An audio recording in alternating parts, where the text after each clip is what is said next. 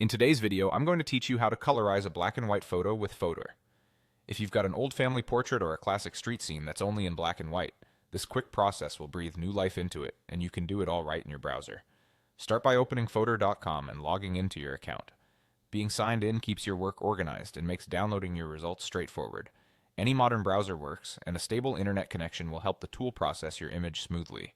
Once you're on the home page, choose Edit a Photo. This opens Fotor's main editor, which is where all the enhancements happen. You'll see a clean workspace with your canvas area in the center and tools along the left side.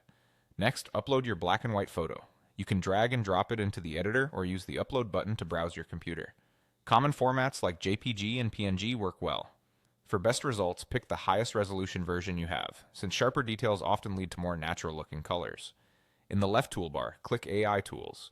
If you don't see that exact label, look for an option called colorize or something similar. The AI Tools section is where Fotor keeps features that analyze your image and makes smart adjustments for you.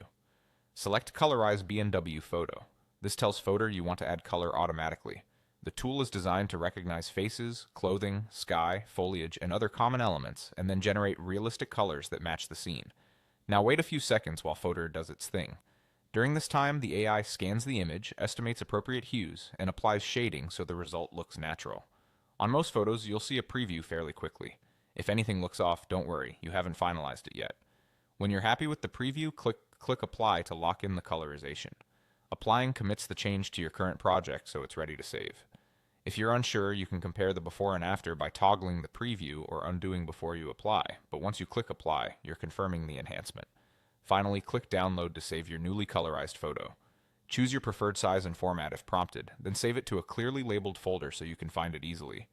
Keep your original black and white file as a backup, and consider naming the new version something that includes colorized and the date for quick reference. That's it, your black and white photo is now colorized with just a few clicks. Enjoy bringing your memories to life.